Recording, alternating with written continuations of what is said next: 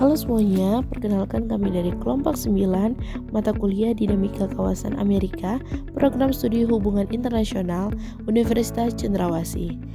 Kami di sini akan menjelaskan materi tentang salah satu contoh kasus yang ada di kawasan Amerika, yaitu contoh kasus tentang krisis ekonomi di negara Venezuela. Yuk kita simak materi selanjutnya. Halo, perkenalkan nama saya Nur Syahrani Mayaliana Sirait dengan NIM 2022 0310 54124. Saya dari kelas B. Halo, perkenalkan nama saya Iftalika An-Nur Ramadhani Tika dengan NIM 2022 03 1054 136 kelas B.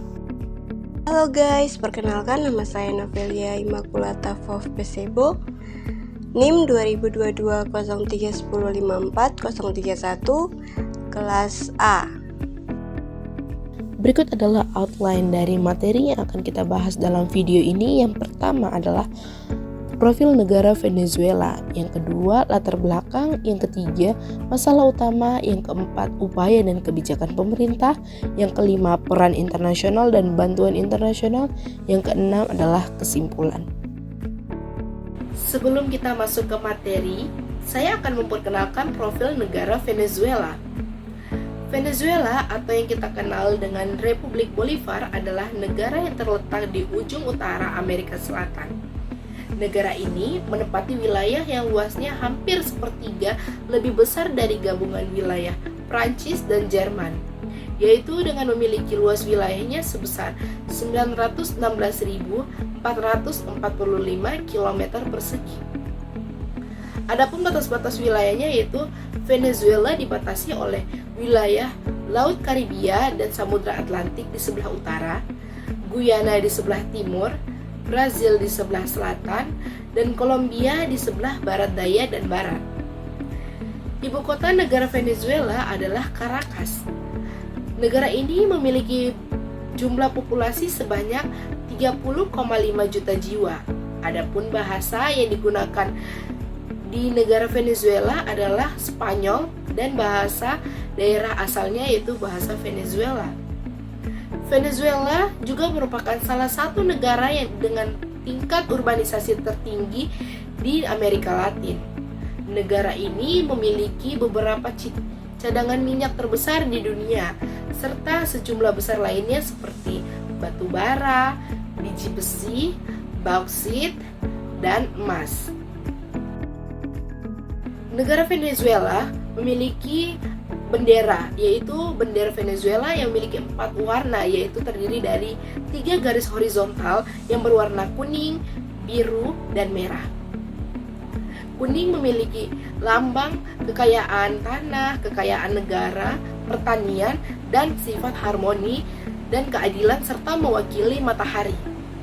Warna birunya melambangkan keberanian, serta warna merah dari bendera Venezuela melambangkan kemerdekaan negara dari Spanyol.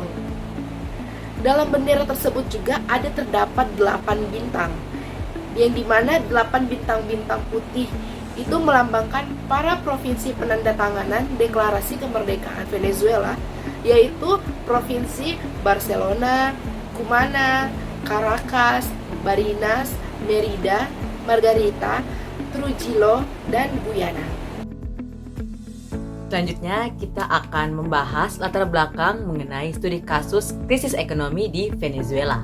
Venezuela merupakan negara yang dikenal memiliki salah satu cadangan minyak bumi terbesar di dunia. Kekayaan sumber daya alam ini menjadikan sektor minyak sebagai tulang punggung utama perekonomian Venezuela. Selama bertahun-tahun, ekspor minyak menyumbang sebagian besar pendapatan negara dan menjadi sumber utama devisa. Ketergantungan yang sangat besar terhadap komoditas tunggal ini menjadikan ekonomi Venezuela sangat rentan terhadap fluktuasi harga minyak di pasar global. Selain itu, kebijakan ekonomi populis atau populisme yang diterapkan oleh pemerintahan sebelumnya seperti subsidi besar-besaran dan nasionalisasi sektor swasta memberikan dampak jangka panjang terhadap stabilitas ekonomi negara. Sejak tahun 2013, krisis ekonomi Venezuela semakin memburuk, terutama setelah harga minyak dunia jatuh drastis, yang menyebabkan pendapatan negara menurun tajam dan memperparah ketidakseimbangan fiskal atau pendapatan negara maupun pajak serta inflasi yang tidak terkendali. Yang kedua, masalah utama dalam perekonomian Venezuela. Sejak tahun 2016, Venezuela mengalami hiperinflasi ekstrim yang membuat harga barang dan jasa melonjak drastis dalam waktu singkat. Situasi ini mengerus daya beli masyarakat dan membuat uang kehilangan nilainya secara signifikan. Akibatnya, terjadi kelangkaan barang kebutuhan pokok seperti makanan, obat-obatan, dan bahan bakar yang memperburuk kondisi hidup sehari-hari masyarakat.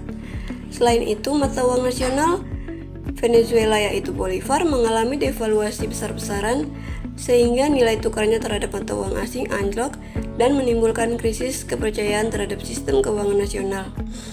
Krisis ini juga berdampak langsung pada sektor ketenaga kerjaan dengan meningkatnya tingkat pengangguran yang membuat jutaan warga tidak memiliki sumber pendapatan tetap.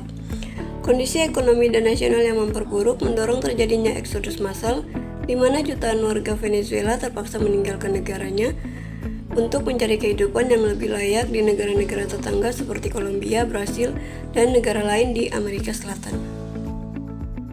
Selanjutnya yaitu adalah upaya dan kebijakan pemerintah Venezuela.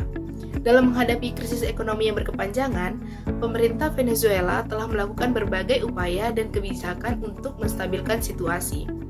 Salah satu langkah yang diambil adalah dengan mengubah mata uang nasional dan memangkas nol pada nominal Bolivar sebagai cara untuk mengendalikan hiperinflasi dan mempermudah transaksi keuangan. Pemerintah juga mencoba menstabilkan harga-harga dengan menerapkan kebijakan pengendalian harga dan memberikan subsidi bagi kebutuhan pokok. Meskipun kebijakan ini sering tidak efektif karena pasokan barang yang terbatas dan praktik pasar gelap yang meluas, selain itu juga untuk mengatasi krisis mata uang dan menghindari sanksi internasional, Venezuela meluncurkan cryptocurrency nasional yang bernama Petro, yang didukung oleh cadangan minyak negara dan dimaksudkan untuk sebagai alat tukar alternatif. Di tengah tekanan ekonomi, pemerintah juga mulai membuka kembali sektor swasta dalam skala terbatas sebagai bagian dari upaya liberasi ekonomi yang hati-hati guna untuk mendorong investasi dan produktivitas domestik. Yang keempat, peran internasional dan bantuan. Dalam krisis ekonomi yang melanda Venezuela, peran internasional memainkan peran penting baik dalam bentuk tekanan maupun bantuan. Sanksi ekonomi yang dijatuhkan oleh Amerika Serikat dan Uni Eropa, terutama terhadap sektor minyak dan tokoh-tokoh pemerintahan, memperparah kondisi ekonomi yang sudah rapuh. Sanksi tersebut membatasi akses Venezuela terhadap pasar global dan sumber pembiayaan, sehingga memperburuk kelangkaan barang dan menambah beban pada rakyat.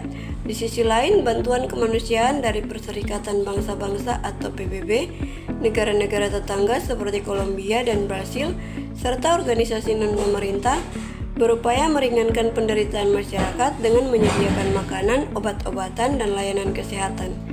Namun, ketegangan politik antara pemerintah Venezuela dan pihak oposisi seringkali menghambat distribusi bantuan secara merata. Pemerintah kerap menolak bantuan asing yang dianggap sebagai bentuk intervensi, sehingga banyak bantuan yang tidak bisa menjangkau wilayah-wilayah yang paling membutuhkan. Jadi, kesimpulan dan tantangan ke depan yaitu krisis ekonomi yang melanda Venezuela menyoroti kebutuhan mendesak akan diversifikasi ekonomi dan reformasi struktural yang menyeluruh. Ketergantungan yang terlalu besar pada sektor minyak telah membuat negara ini sangat rentan terhadap gejolak pasar global. Oleh karena itu, Venezuela perlu mengembangkan sektor-sektor lain seperti pertanian, manufaktur, dan teknologi untuk menciptakan ekonomi yang lebih tangguh dan berkelanjutan. Selain itu juga, stabilitas politik menjadi syarat utama untuk memulihkan kepercayaan investor dan masyarakat internasional. Tanpa kejelasan arah politik dan keamanan dalam negeri, investasi asing sulit masuk dan pembangunan ekonomi akan terhambat. Dalam konteks ini, peran aktif masyarakat internasional sangat penting. baik melalui bantuan kemanusiaan, mediasi politik, maupun dukungan teknis dan finansial. Namun, pemulihan ekonomi Venezuela tidak akan terjadi secara instan. Proses ini membutuhkan waktu, komitmen, serta konsistensi dalam pelaksanaan kebijakan ekonomi yang berpihak pada rakyat dan membuka ruang bagi pertumbuhan inklusif.